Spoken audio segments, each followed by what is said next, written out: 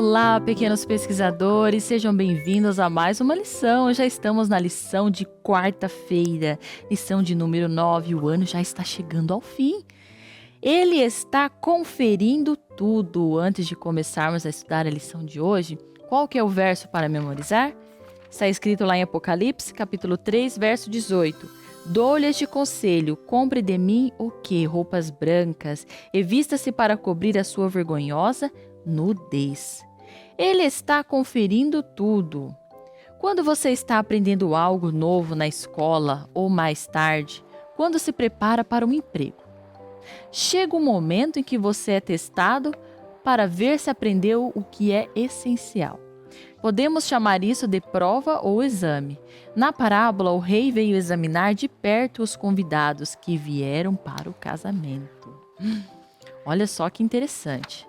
Então, além de dar o convite e de dar as vestes para que os convidados usassem, o rei foi conferir de perto se aqueles que vieram no seu casamento estavam o quê? Vestidos com as roupas que ele deu. Número 1. O que o rei estava fazendo e o que encontrou? Lá em Mateus, no capítulo 22, diz que o rei entrou para ver os convidados e viu que um homem que não estava vestido com as vestes de núpcia, as vestes que ele tinha feito para os seus convidados. Então, vocês vão responder isso. O rei entrou para ver os convidados. E um homem, coloca assim, convidados, vírgula. Um homem que não estava vestido, e viu o quê? Um homem que não estava vestido com as vestes nupciais. Os convidados às bodas foram inspecionados pelo rei. Só foram aceitos os que obedeceram aos seus requisitos e usaram o vestido nupcial. Assim ocorre com os convidados para a ceia do quê? Do evangelho. Todos são examinados pelo grande rei e só serão recebidos os que trajarem as vestes da justiça de Cristo. Então, mais uma vez aqui, a lição está afirmando o seguinte, que para você entrar no céu, Jesus vai provar você. Ele vai examinar se você está o quê? Cumprindo a sua promessa quando você aceitou Jesus no seu coração.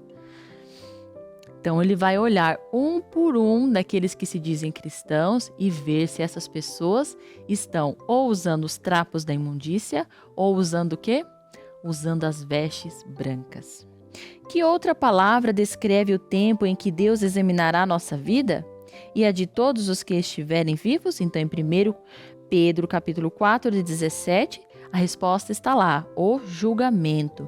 Então, a outra palavra que descreve o tempo que Deus vai examinar a nossa vida é esta. Então, vocês vão escrever, julgamento. O exame dos convidados pelo rei representa uma cena de julgamento. Os convidados à ceia do Evangelho são os que professam servir a Deus, cujos nomes estão escritos no livro da vida. Nem todos, porém, que professam ser cristãos são discípulos verdadeiros. Antes que seja dada a recompensa final, precisa ser decidido quem está preparado para participar da herança dos justos. Então, lembra daquele verso? Nem todo aquele que me diz Senhor, Senhor, entrará no reino dos céus. Nem todo aquele que diz, mas eu fiz várias vigílias, fiquei semanas sem dormir, lá com os irmãos, orando e jejuando. Eu mereço entrar nessa festa. Então o Senhor vai falar assim, apartai-vos de mim, que eu não conheço vocês. E por que o Senhor vai dar essa resposta?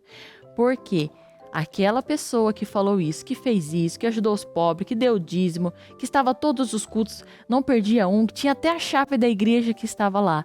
Mas o que essa pessoa tinha? Um pecado acariciado. E foi o suficiente para ela perder o quê? O convite, perder a vida eterna. Número 3. Como seremos julgados? Nós seremos julgados pelos nossos frutos. Como assim? Então, vamos colocar assim, se você é um menino que produz muitas maçãs, como que está sendo a produção dessas maçãs? Será que de 100 maçãs, 90 são podres ou estão ruins, cheios de bichinhos e somente 10 estão boas?